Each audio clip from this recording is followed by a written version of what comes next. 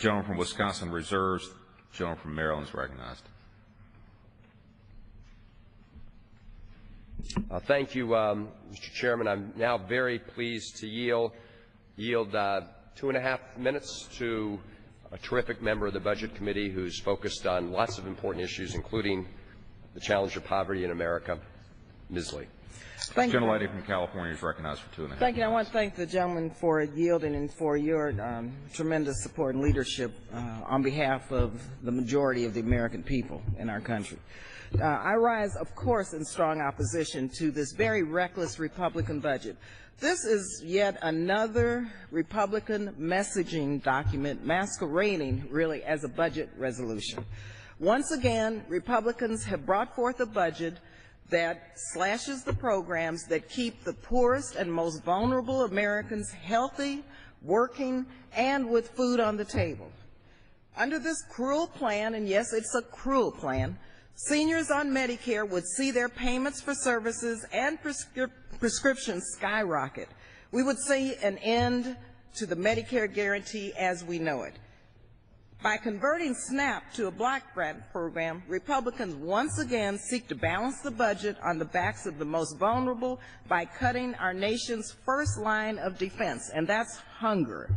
Between cuts and policy changes, this budget would cut $137 billion in SNAP benefits over 10 years.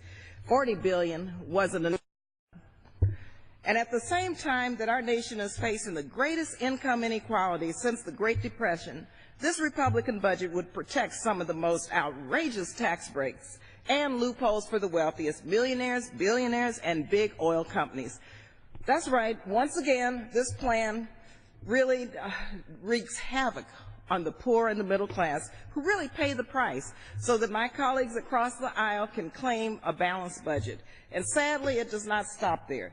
While the Republican budget continues to keep the American dream out of reach for the poor, it would increase spending, mind you, for the already bloated Pentagon budget and continue the Overseas Contingency Operations Slush Fund, which is really paying for wars, hopefully in the future, that won't exist. We simply cannot continue to write a blank check for spending on war if we are to ever have a chance of getting our fiscal house in order. We can't do this to America's struggling families and the working poor. Republicans claim they want to eliminate poverty, and yes, we are holding this debate. Finally, it's become a national debate. We're debating poverty, yet, and how to make sure people find pathways out of poverty. Yet just read this budget. It is a pathway into poverty. The gentlelady, another 30 seconds. Gentlelady is recognized for an additional 30 seconds. Yes, I said a pathway, and thank you, Mr. Van Hong, because we've looked at this budget and looked at how it's will create more poverty. So it is a pathway into poverty. Budgets are moral documents. They reflect our values.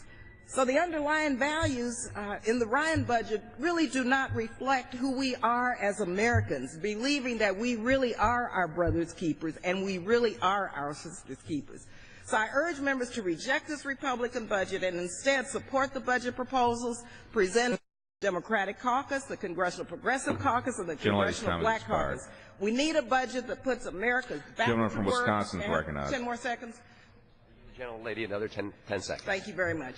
I just want to conclude by saying that we need a budget, and all three of the budgets that I just mentioned, they put Americans back to work, they invest in our future, they protect the safety net, and they work to reignite the American dream for all. This budget does just the opposite. So I hope that all of us will vote no on the Ryan budget.